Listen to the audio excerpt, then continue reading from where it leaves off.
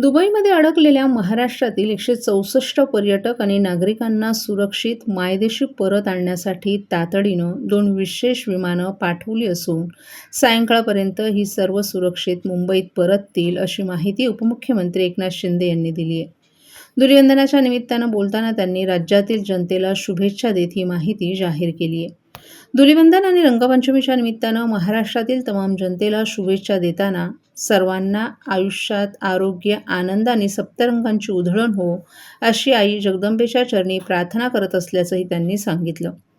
बळीराजा शेतकरी, कामगार, कष्टकरी, लाडक्या बहिणी, भावांपासून ज्येष्ठ नागरिकांपर्यंत प्रत्येकाच्या आयुष्यात आनंददायी बरसात व्हावी, हीच भावना असल्याचंही त्यांनी मत व्यक्त केलं.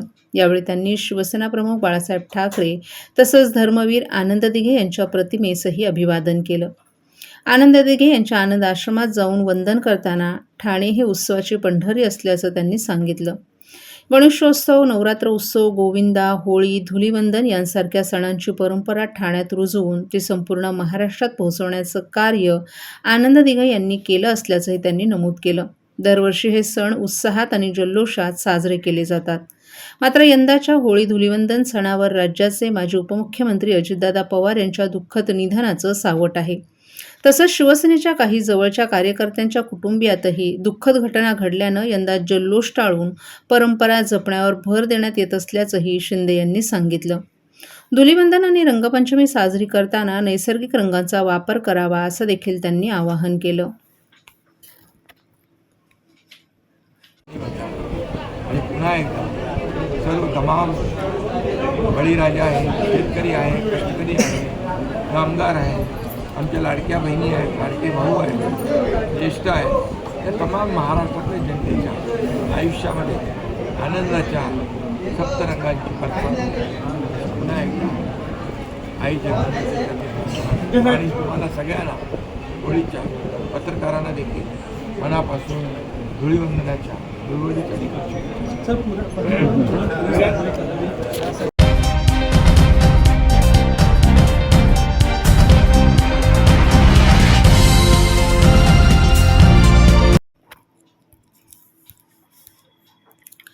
उपमुख्यमंत्री एकनाथ शिंदे यांनी धुळवडीच्या सणानिमित्त ठाण्यातील टेंभीनाका येथील आनंद आश्रमात जाऊन स्वर्गीय गुरुवर्य धर्मवीर आनंद दिघे आणि स्वर्गीय हिंदी हृदयसम्राट शिवसेनाप्रमुख बाळासाहेब ठाकरे यांच्या प्रतिमांना रंग लावून विनम्रपणे अभिवादन केलं. होळी आणि धुळवडीचा सण सर्वांसाठी सुख, समाधान, ऐश्वर्य, आनंद आणि सप्तरंगांची उधळण करणारा ठरो, अशा शुभेच्छाही त्यांनी दिल्या. धुलिवंदन आणि रंगपंचमीच्या निमित्तानं महाराष्ट्रातील तमाम जनतेला शुभेच्छा देताना सर्वांच्या आयुष्यात आरोग्य, आनंद आणि सप्तरंगांची उधळण हो, अशी आई जगदंबेच्या चरणी प्रार्थना करत असल्याचं त्यांनी सांगितलं. यावेळी त्यांनी शिवसेनाप्रमुख बाळासाहेब ठाकरे तसंच धर्मवीर आनंद दिघे यांच्या प्रतिमेसही अभिवादन केलं. यंदा शिवसेना परिवारातील काही पदाधिकाऱ्यांच्या जवळच्या व्यक्तींचं निधन झाल्यानं तसंच माजी उपमुख्यमंत्री अजित पवार यांच्या निधनामुळे शिंदे यांनी यंदा धुळवड साजरी न करण्याचा निर्णय घेतला. दरवर्षी हे सण उत्साहात आणि जल्लोषात साजरे केले जातात. मात्र यंदाच्या होळी धुलिवंदन सणावर राज्याचे माजी उपमुख्यमंत्री अजित पवार यांच्या दुःखद निधनाचं सावट आहे. तसंच शिवसेनेच्या काही जवळच्या कार्यकर्त्यांच्या कुटुंबियातही दुःखद घटना घडल्यानं यंदा जल्लोष टाळून परंपरा जपण्यावर भर देण्यात येत असल्याचंही एकनाथ शिंदे यांनी स्पष्ट केले. परिचित लोक दुबईमध्ये होते. आमचा युवासेनेचा राहुल कर्नाल देखील आणि म्हणून त्यांना संपर्क करून ज्या ज्या हॉटेलमध्ये हे पर्यटक आपले महाराष्ट्रातून गेले होते त्यांना आपले लोक भेटले आणि त्यांची विचारपूस केली, माझ्याशी बोलणं करून दिलं आणि त्यांना एक मोठा आधार मिळाला, मॉरल सपोर्ट मिळालेला आहे. आणि त्यामुळे जी काही विमानं त्यांनी तिकीटं काढली होती, या तिकीटं कॅन्सल झाल्यामुळे, विमानं रद्द झाल्यामुळे त्यांची अडचण झाली होती आणि त्यामुळे शिवसेनेच्या वतीने 2 विमानं, विशेष विमानं तिकडे पाठवली आणि मला वाटतं टेकऑफ देखील मुंबईमध्ये त्या ठिकाणी त्यांचा आगमन होईल. यामध्ये सर्व लोक आपापल्या परीने मदत करत आहेत.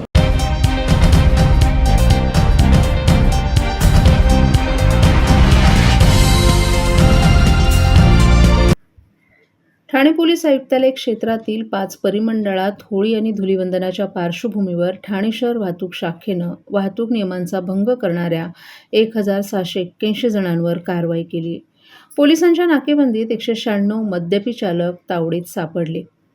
यांच्यासह विना हेल्मेट, फ्रंट सीट, विरुद्ध दिशेने येणारे आणि ट्रिपल सीट दुचाकीस्वारांवर वाहतुकीच्या नियमांचं उल्लंघन केल्याप्रकरणी कारवाई करण्यात आल्याची माहिती वाहतूक शाखेचे पोलीस उपायुक्त पंकज शिरसाट यांनी दिली आहे.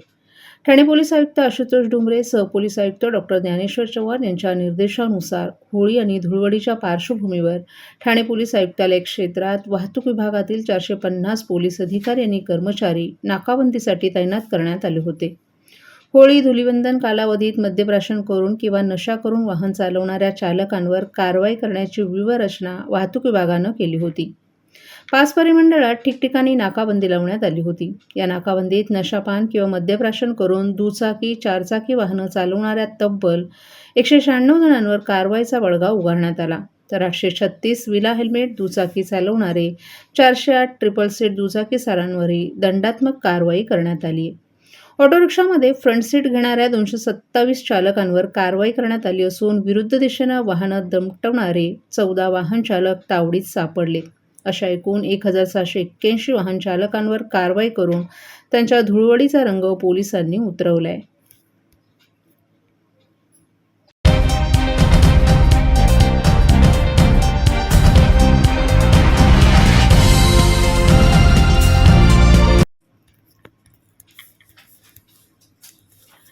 आर्थिक वर्ष 2025-26 अखेरच्या टप्प्यात असताना ठाणे महापालिकेकडे मालमत्ता करापोटी 630 कोटी रुपये जमा झालेत. 920 कोटींचं उद्दिष्ट गाठण्यासाठी 290 कोटी कर संकलन करण्यासाठी अवघ्या महिनाभराची मुदत आहे. त्यामुळे थकबाकीदारांवर ठाणे महापालिकेनं धडक कारवाई करण्यास सुरुवात केली असून 513 मालमत्ता जप्त करण्यात आल्यात, तर 223 मालमत्तांना सील ठोकण्यात आलं आहे. इतकंच नव्हे तर कारवाईनंतरही कर थकवणाऱ्यांची नावं प्रसारमाध्यमातून जाहीर केली जाणार आहेत. मालमत्ता कर, पाणीपट्टी वसुली आणि शहर विकास विभागाकडे जमा होणारं शुल्क हे ठाणे महापालिकेचं प्रमुख उत्पन्नाचं स्रोत आहे. मात्र कोरोनानंतर पालिकेच्या तिजोरीमध्ये अपेक्षित कर जमा होत नसल्याचं दिसून आले.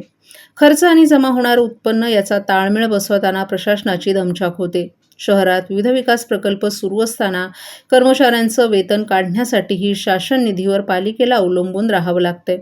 त्यात झालेल्या कामांची आणि सेवा पुरवणाऱ्या ठेकेदारांची बिलं काढतानाही प्रशासनाला घाम निघत आहे. त्यामुळं पालिकेनं कर वसुलीसाठी कठोर पावलं उचलण्यास सुरुवात केली आहे. मालमत्ता कर विभागाला 920 कोटींचं उद्दिष्ट देण्यात आलं होतं. वर्षाच्या सुरुवातीपासूनच कर वसुलीसाठी प्रशासनानं प्रयत्न सुरू केले होते. त्यामुळे पालिकेच्या तिजोरीत 630 कोटींचा मालमत्ता कर जमा झालाय.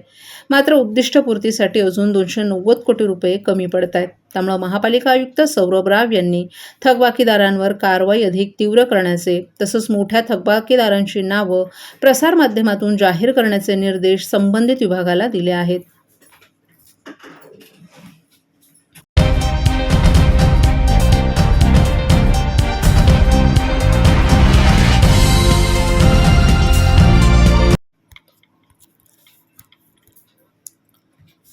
इराण, इस्रायल या देशांमधील संभाव्य युद्धजन्य परिस्थिती पाहता ठाणे जिल्हा प्रशासनामार्फत नागरिकांसाठी आवश्यक सूचना जारी करण्यात आल्या आहेत. त्याचबरोबर जिल्हाधिकारी कार्यालयात नियंत्रण कक्षही कार्यान्वित करण्यात आला आहे. ठाणे जिल्ह्यातील नागरिकांचे नातेवाईक अथवा परिचित इराण किंवा इस्रायल येथे वास्तव्यास असल्यास त्यांच्या सुरक्षतेबाबत किंवा इतर कोणत्याही बाबत माहिती आवश्यक असल्यास संबंधितांनी जिल्हा प्रशासनानं स्थापन केलेल्या नियंत्रण कक्षाशी संपर्क साधावा असं आवाहन जिल्हाधिकारी डॉ. श्रीकृष्ण पांचाळ यांनी केले.